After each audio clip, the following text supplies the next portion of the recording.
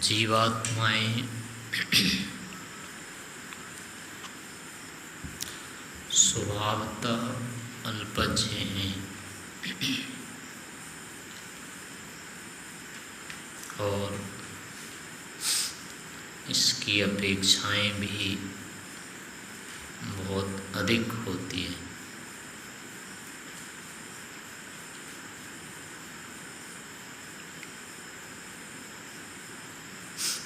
इस कारण से इसको दूसरों की सहायता अनिवार्य लेनी पड़ जाती है। अकेले अपने सामर्थ्य से ये कुछ भी करने में समर्थ नहीं होता है।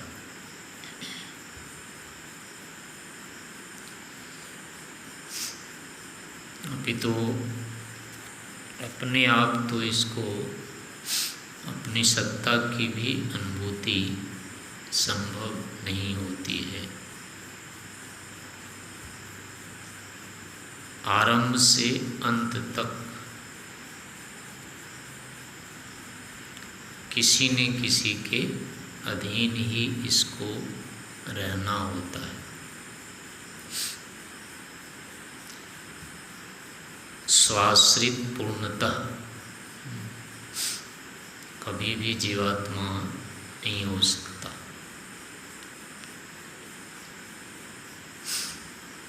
चाहे प्रलय में होता है, चाहे मुक्ति में होता है, चाहे सृष्टि में होता है। अकेले कुछ भी करने में कहीं भी ये पूर्णतः समर्थ नहीं होता है। सहायक मिल जाने पर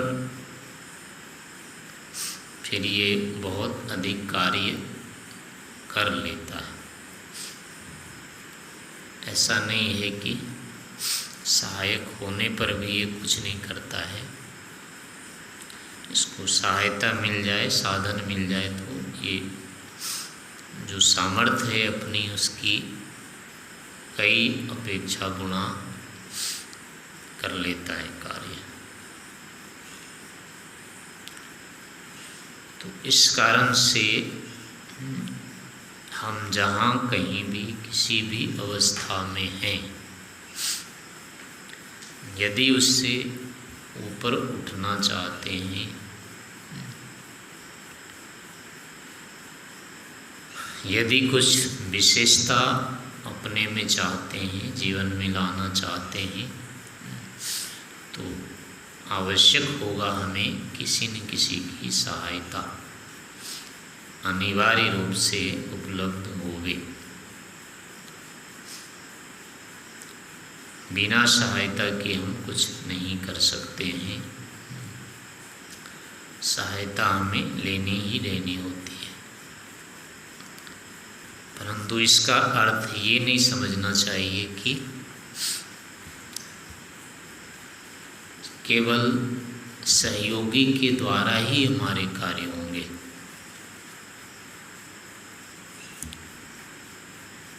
कार्य दूसरों से सहयोग लेते समय भी हमको मुख्य रहना पड़ता है, आगे रहना होता है। सहायता हमको पीछे से मिलती है। मुख्य पुरुषार्थ हमें ही करना होता है।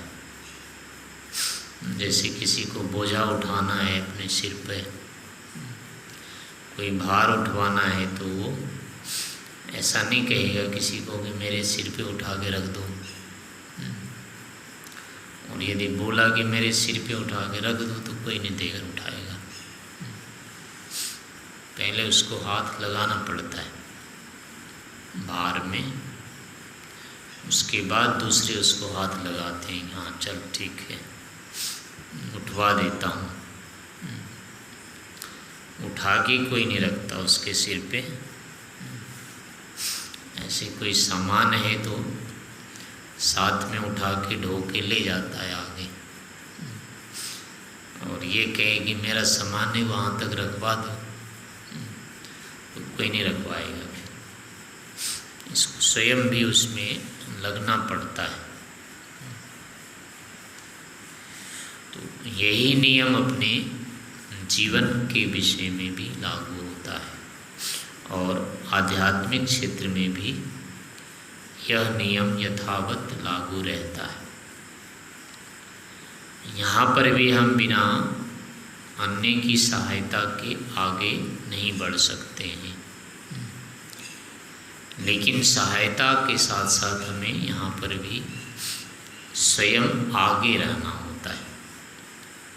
मुख्य पुरुषार्थ हमें ही करना होता है, सहायक हमको केवल कुछ सहायता करते हैं।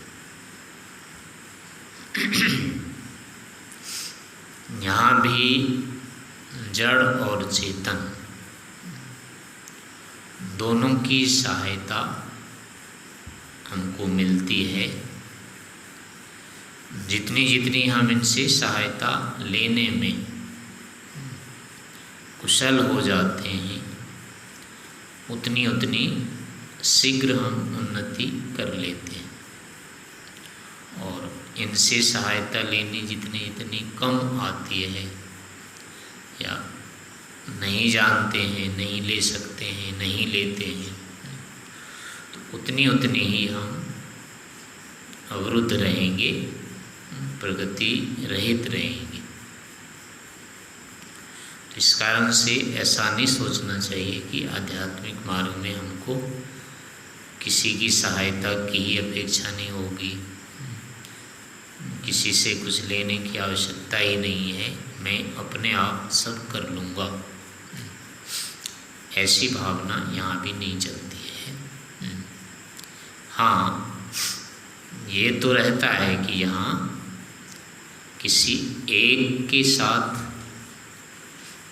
समझौता नहीं रहेगा कि इसी की सहायता लेनी है, अन्यों से नहीं लेनी है। ऐसी प्रतिबद्धता लोक में होती है। लोक में किसी के साथ ऐसा अनिवार्य संबंध रहता है, पहले उसी से सहायता लेनी है, दूसरे से नहीं लेनी है। और वहाँ नियम रहता है कि सहायता देनी ही देनी होगी। घर है, परिवार है आदि में एक दूसरे की सहायता अनिवार्य होती है। वहाँ ना चाहते हुए बिना मांगे ही सहायता करनी पड़ती है, वहाँ मना नहीं किया जा सकता है। लेकिन यहाँ उतना भेद होता है, यहाँ सहायता देने वाला उससे अनिवार्य रूप से प्रतिबद्ध नहीं होता है कि इसकी सहायता हमें करनी ही करनी है और इससे सहायता हमें लेनी ही लेनी है, यानी ये हमको सहायता करे ही करे, ऐसा नियम केवल नहीं रहता है। सहायता यहाँ ली जाती है, लेकिन सहायक वैकल्पिक होता है। एक के बाद दूसरे, दूसरे से नहीं, तीसरे से तीसरे से नहीं, और ऐसे किसी से भी सहायता ली जा सकती है। व्यक्ति विशेष से, वस्तु विशेष से, स्थान विशेष से सहायता की अनिवार्यता आध्यात्मिक क्षेत्र में नहीं होती। सहायता अनिवार्य होती है, लेकिन संबंध अनिवार्य नहीं होते। सहयोगी के साथ नित्य संबंध नहीं होता है यहाँ पर कि इसी से सहायता लेनी है, इससे नहीं लेनी है, ऐसा नहीं होता है जैसा कि लोक में होता है। वहाँ सहयोगी नित्य होते हैं, जो परिवार होते हैं, संबंध होते हैं, वहाँ ये नियम रहता है, नित्यता होती है वहाँ पर। तो वैसी नित्यता केवल आध्यात्मिक क्षेत्र में नहीं होती है। जड़ और चेतन दोनों पर यहाँ ऐसे ही नियम लागू होते हैं। जैसे चेतनों के साथ होता है कि इसी से पढ़ना है, इसी को पढ़ाना है, इसी से दान लेना है, इसी को दान देना है, इसी का सहयोग करना है, इसी की सेवा करनी है, इसी से सेवा लेनी है, आदि आदि ऐसे नियम यहाँ नहीं होते। लेकिन सहयोग लेने का, देने का, सेवा का, सहायता का, अध्ययन का, अध्यापन का, दान ग्रहण का, दान देने का, ये सब की सब अनिवार्यता यहाँ भी रहती है। तो चेतनों से यहाँ सहायता ली जाती है। चेतनों में माता पिता आदि जो होते हैं उनकी यहाँ अनिवार्यता नहीं रह जाती है। आध्यात्मिक क्षेत्र में उनका कोई यानी कि एक तरह से नियम होता ही नहीं। अभी तो माता पिता यहाँ सहायक नहीं होते हैं। हाँ, इतना रहता है कि यहाँ से जुड़ने में उनका योगदान रहता है। ऐसे गुरु के साथ, ऐसे संस्थान के साथ, ऐसे वातावरण में पहुँचना या पहुँचाना, ये सब माता पिता के द्वारा रहता है। यदि उनकी सहायता हमको मिल जाती है तो अच्छे गुरु, अच्छे स्थान, अच्छी जगह, इन सब चीज़ों के लिए हमको भटकना नहीं पड़ता है या विवश होकर के अनुचित के साथ संबंध बनाने की स्थिति नहीं रहती है। लेकिन उनकी सहायता अगर नहीं मिलती है माता पिता घर आदि की, तो फिर हमको भटकना पड़ता है, अन्यों के पास जाना पड़ता है, अपरिचितों के साथ परिचय पहले करना पड़ता है, पूछ करके अंत में हमको वहाँ पहुँचना होता है। तो इस प्रकार से आधार रूप में या आंशिक रूप में आध्यात्मिक क्षेत्र में आने के लिए माता पिता का सहयोग रहता है। इसी प्रकार से बाल्यकाल में भी उनका हमारे जीवन पर पूरा रहता है सहयोग। प्रायः हमारे जो संस्कार होते हैं वो माता पिता से मिलते हैं। विचार व्यवहार उनके साथ हमारा बहुत अधिक मिलता जुलता है। उनकी प्रतिष्ठा, उनके वैभव, उनके सुरक्षा आदि से हमारा बाल्यकाल का जो जीवन होता है बहुत अधिक सुरक्षित रहता है। लेकिन माता पिता की स्थिति नहीं ठीक होती है या अच्छी प्रकार से वो धार्मिक नहीं होते हैं, समर्थ नहीं होते हैं, तो ऐसी में बाल्यकाल हमारा जो होता है बहुत अधिक बाधित हो जाता है। उससे आगे बढ़ने के जो संस्कार होते हैं, विद्या के जो संस्कार होते हैं, वो प्रायः अधिकतम धूमिल होने की स्थिति में होते हैं। बचपन से यदि माता पिता का सहयोग आध्यात्मिक क्षेत्र में मिल जाए तो हम बहुत जल्दी इस क्षेत्र में उन्नति कर सकते हैं या प्रवेश कर सकते हैं। लेकिन उनकी अगर ऐसी मानसिकता नहीं रहेगी तो हमें फिर इस क्षेत्र में आने में बहुत अधिक बाधा हो जाती है अथवा विपरीत पुरुषार्थ करने पड़ते हैं, संघर्ष करने पड़ जाते हैं। उनके विचारों के साथ संतुलन करना बहुत अधिक कष्ट साध्य हो जाता है अगर वो विरोधी संस्कार के होते हैं, विरुद्ध स्थिति के होते हैं। तो धार्मिक यदि होते हैं, आध्यात्मिक यदि होते हैं, तो फिर हमें उनकी ही प्रेरणा से बहुत शीघ्र यानी कि आगे बढ़ने का बल, सामर्थ्य जो कुछ भी है मिल जाता है। माता पिता के स्वास्थ्य आदि से हमारा जो होता है बाल्यकाल का स्वास्थ्य बहुत अधिक मिलता जुलता होता है। स्वस्थ माता पिता यदि होते हैं तो हमारा शरीर भी बिल्कुल ठीक ठाक रहता है और जल्दी से हम किसी भी क्षेत्र में जाते हैं तो उसमें प्रवेश हो जाता है। लेकिन वहाँ माँ बाप से यदि हमको आधारभूत स्वास्थ्य आदि का सहयोग नहीं मिलता है तो आगे का जीवन हमारा बहुत अधिक संघर्ष में रहता है। तो इस कारण इस प्रकार से हमारे जीवन में माता पिता का बहुत अधिक मतलब आधारभूत सहयोग रहता है। कहा भी जाता है कि आचार्य क्या है, पितृदेवो भव मातृदेवो भव आचार्य देवो भव, यानी कि पितृ को देवता मानने वाले हो, माता आपके देवता के तुल्य होवे।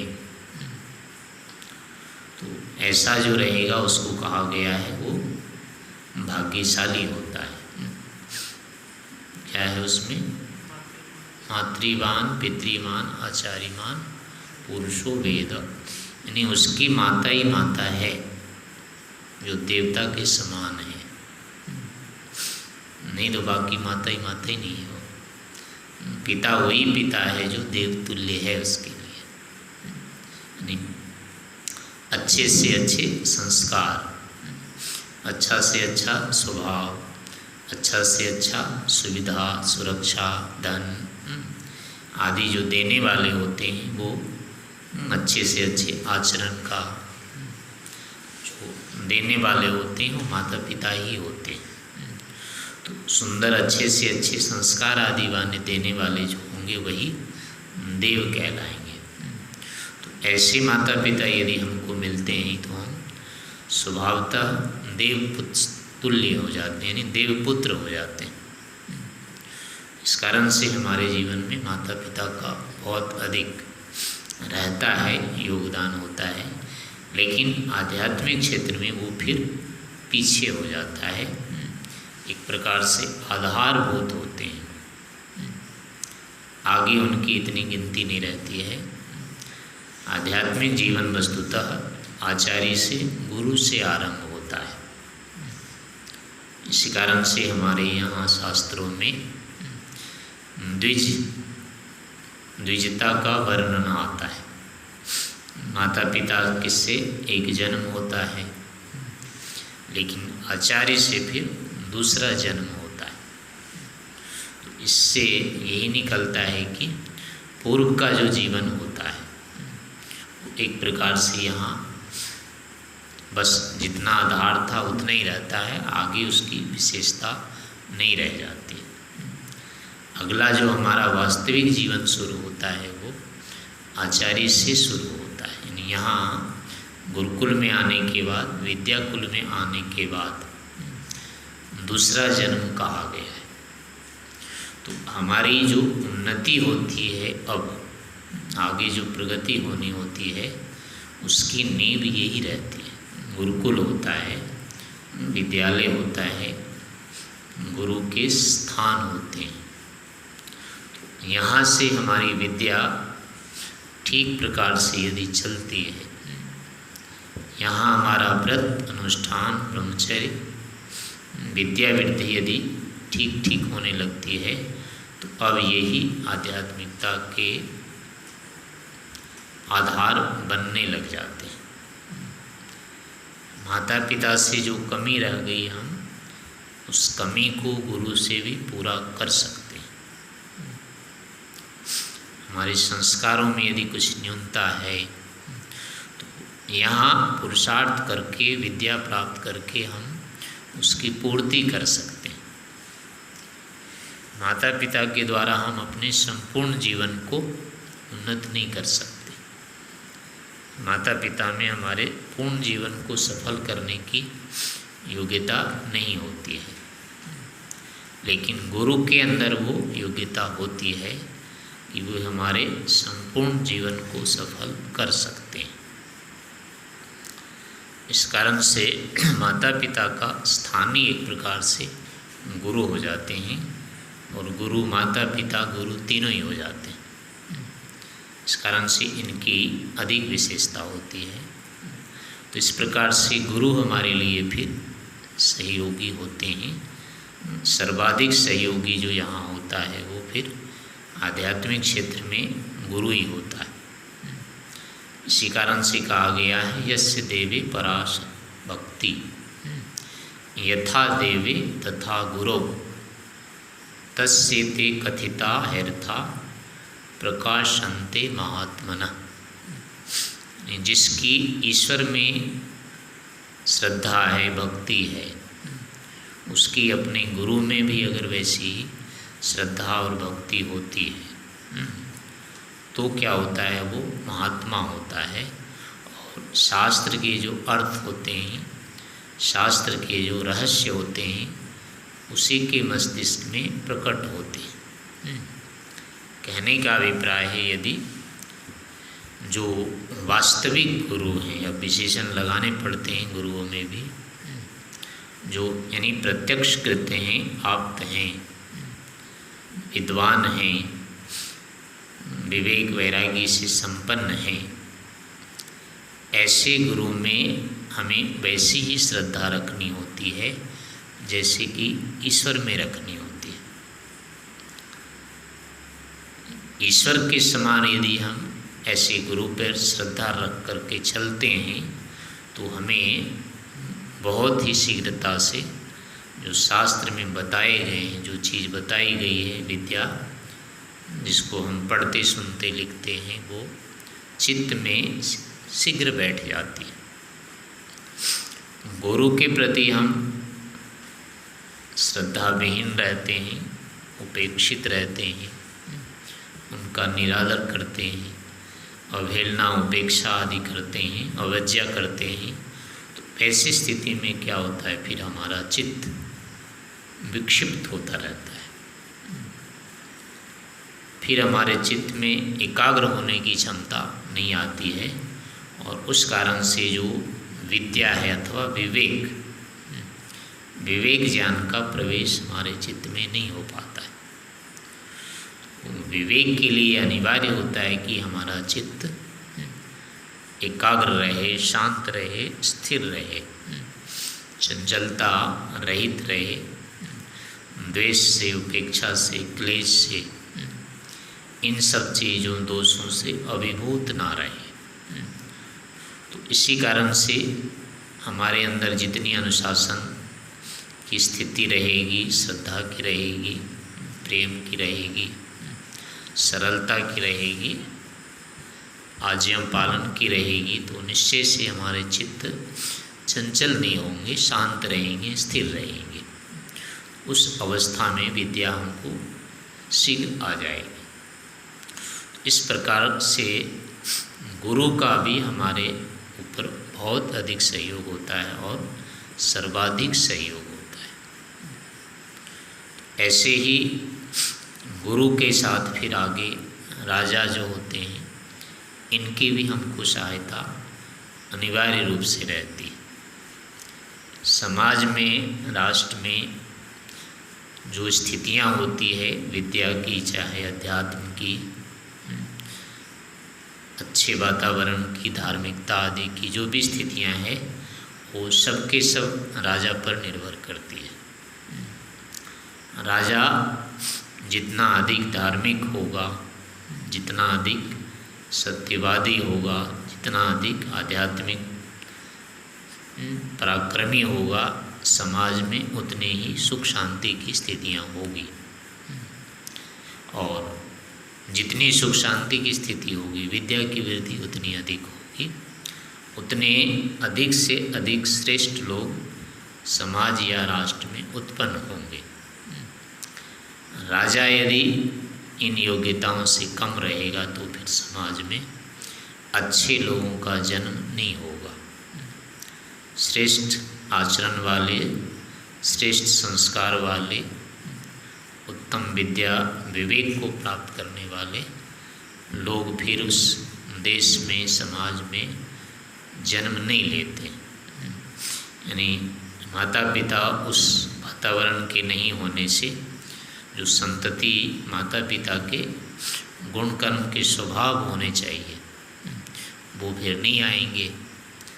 जिस स्तर के माता पिता होते हैं राज समाज में, संतान भी उनके उसी स्तर के आते हैं। तो समाज में जो भी व्यक्ति रह रहा है उसका आदर्श राजा ही होता है। राजा के अनुसार ही समाज राष्ट्र में अगली संततियां जो होती है वो उत्पन्न होती है। इस कारण से इस क्षेत्र में हम अगर साधना भले कर रहे हैं, आध्यात्मिक क्षेत्र में चल रहे हैं, लेकिन इसके लिए हमको सुंदर समाज की अपेक्षा रहती है। हम समाज का सीधे सीधे अनुशासन नहीं करते हैं, उनका नेतृत्व नहीं करते हैं, उनका अपना एक अलग क्षेत्र होता है और आध्यात्मिकता का अलग क्षेत्र होता है। लेकिन इतना तो ज़रूरी है कि वहाँ उपद्रव नहीं होना चाहिए। उपद्रव अगर रहेगा समाज में, राष्ट्र में कलह रहेगा, तो आध्यात्मिक वातावरण वहाँ नहीं पनप सकता है। और कोई भी व्यक्ति उस प्रतिकूल परिस्थितियों में साधना करना चाहे तो नहीं कर सकता है, धर्म का आचरण करना चाहे तो नहीं कर सकता है। तो इस कारण से हमको आगे के जीवन में भी समाज में गुरु से आगे फिर राजा की भी अपेक्षा होती है। उनकी भी सहायता हमको परोक्ष रूप में मिलती रहती है। तो जितने अच्छे हमको राजा मिल जाते हैं उतनी शीघ्र हमारी उन्नति प्रगति होती है, और अगर जितने विरुद्ध मिलेंगे फिर उतना ही हमारे जीवन में संघर्ष रहेगा। साधना में, योगाभ्यास में, आध्यात्मिक उन्नति में उतने ही संघर्षों का सामना करना पड़ेगा जितना हमारा राज्य प्रणाली अव्यवस्थित रहता है।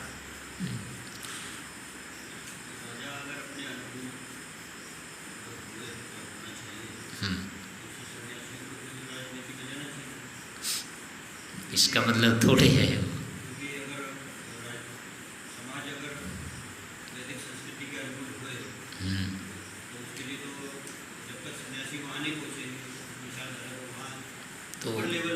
तो कहाँ सन्यासियों को रखेंगे? कौन सा क्षेत्र है जो अपने आप ठीक हो जाएगा? नहीं, तो ये जो कृषि वाले होते हैं, व्यापार वाले होते हैं, ये नहीं बिगड़ते हैं क्या? तो इनमें भी सन्यासियों को लगाएंगे। अच्छा सन्यासी अच्छा दुकान चला के दिखाएगा, ऐसा तो नहीं। नहीं, ये व्यापार है, वो भी तो राजनीति है।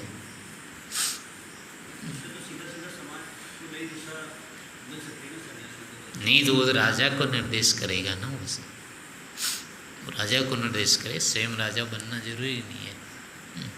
एक सन्यासी राजा बन जाएगा तो दूसरे सन्यासी का क्या करेगा फिर? वो बराबर मानेगा या उससे बड़ा मानना पड़ेगा उसको? कैसे करेगा उन पर अनुशासन? फिर तो गड़बड़ हो जाएगा।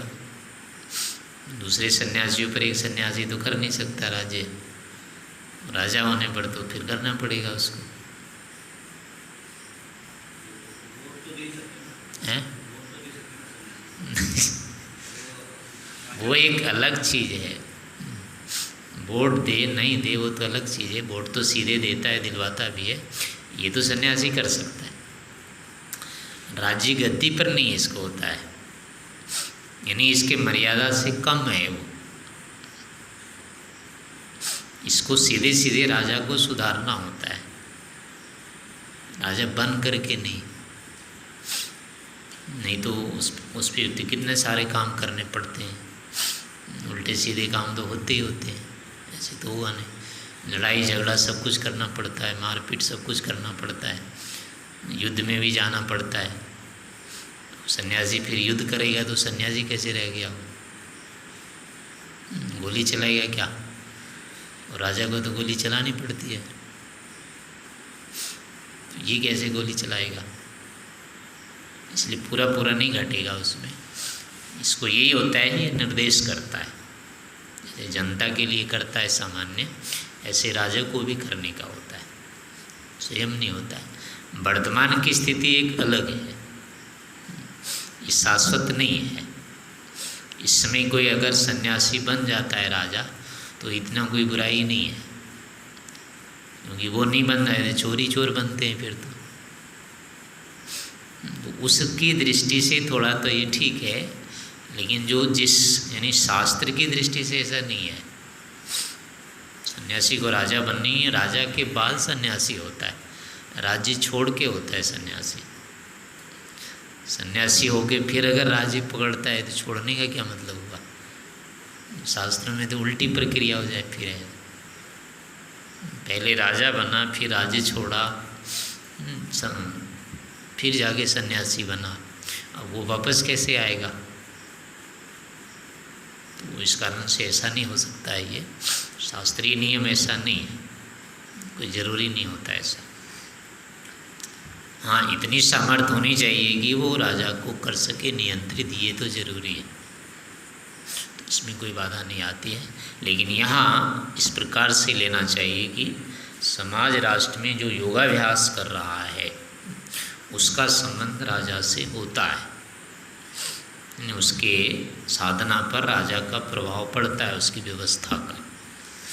अगर अव्यवस्थित समाज रहेगा, राष्ट्र अव्यवस्थित रहेगा, धार्मिक रहेगा, तो इसको सफल बहुत अधिक संघर्ष करना पड़ेगा, और अधिकतम विरोधी रहने पर तो इसको जीवित ही नहीं रहने देंगे, इस कार्य को करने ही नहीं देंगे, ऐसी स्थितियाँ हो जाती हैं। और जहाँ कहीं भी आप देखेंगे ना, लोक में जो प्रतिष्ठा किसी भी आदर्श की होती है तो उसके लिए राजा का संरक्षण अनिवार्य होता है। उसके संरक्षण के बिना राष्ट्र में, देश में कोई भी विधान नहीं हो सकता है स्थापित, कोई भी नियम मर्यादा आचार आदि जो होगा नहीं होगा। राजा अगर थोड़ी सी उसकी खिल्ली उड़ा दे, एक भी व्यक्ति नहीं मानेगा उसको, और वो थोड़ा सा आदर दे दे, कितने सारे उसको मानने वाले हो जाते हैं। इस कारण से सीधे सीधे राजा का हमारे जीवन पर पूरा पूरा रहता है, सहयोग होता है। तो ऐसे उनकी सहायता भी हमारे लिए रहती है। नहीं, आध्यात्मिक क्षेत्र में जैसे लौकिक में होता है वो तो होता ही होता है, आध्यात्मिक क्षेत्र में भी राजा का सहयोग रहता है। इसीलिए तो संघर्ष की स्थितियाँ ज़्यादा है, यही तो मैं कह रहा हूँ। इतनी संघर्ष की स्थिति नहीं होती आध्यात्मिक क्षेत्र में भी।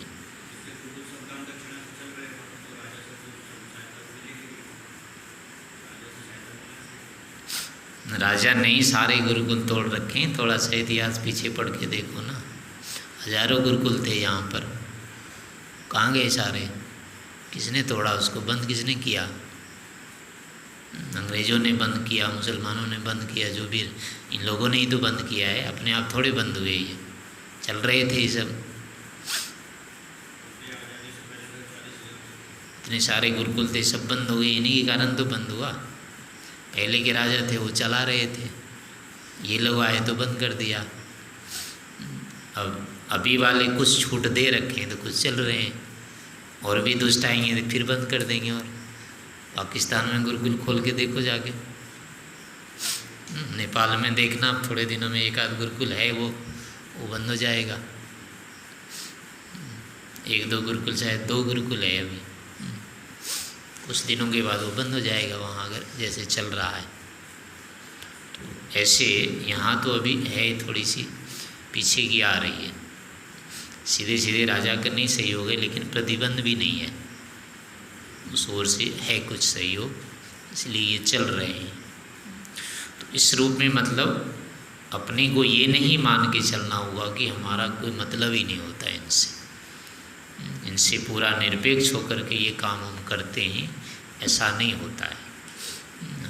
हमको इनका असहयोग सहयोग रहता है, इस चीज़ का दिमाग में रहना चाहिए,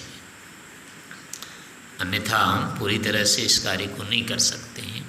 तो इस तरह से फिर अब इन लोगों का इस प्रकार से सहयोग रहता है। अब इससे नीचे अपने जो मित्र साथी होते हैं, निकट के लोग होते हैं, सहयोगी जो होते हैं, व्यक्तिगत स्तर के होते हैं, इनका भी हमको सहयोग होता है। छोटी छोटी जारी हमारी जो व्यक्तिगत आवश्यकताएं होती है वो इन्हीं से पूरी होती है। अगर इनकी सहायता हमको खाने पीने वस्त्र आदि की ना मिले तो भी हम नहीं कर पाएंगे। किसी स्थान में हम बैठते हैं तो स्वयं खेती धंधा कुछ तो कर नहीं सकते, खाना पीना आदि जो भी होता है तो वो हम सीधे सीधे ना तो सरकार से लेते हैं ना राजा से लेते हैं, तो प्रजा से ही लेना पड़ता है, निकट के लोगों से ही लेना होता है। तो इस तरह से इनका भी सहयोग रहता है। ऐसा नहीं होता है कि कोई सन्यासी हो गया है, गृहत्यागी हो गया है तो उसको किसी की ज़रूरत नहीं पड़ती हो, ऐसा नहीं होता है। वो भी जीवात्मा अभी भी रहता है, उसको भी दूसरों के सहयोग की अपेक्षा रहती है। तो इस प्रकार से अगर व्यक्ति इन चीज़ों को मान के चलता है, कृतज्ञ रहता है, तो उसके अंदर फिर कम से कम दोष, अहंकार आएंगे। इन चीज़ों को भुला देने से ही फिर व्यक्ति में दोष, अहंकार आदि आ जाते हैं। तो ये सारे के सारे जितने होते हैं लौकिक, जड़, चेतन, ये सभी सहायक होते हैं और ये आधे हैं। आधा सहायता का जो पक्ष होता है फिर हमारा ईश्वर होता है। इनसे जो बचता है वो, यानी जितना कह सकते हैं जिनका इनसे है जितनी सहायता, उससे कई गुना फिर हमको आधे से भी अधिक ईश्वर से लेनी होती है। लेकिन लोक से भी हमको सहायता लेनी पड़ती है, ऐसा हमको मान के चलना चाहिए। अगर स्थिति ऐसी बन गई कि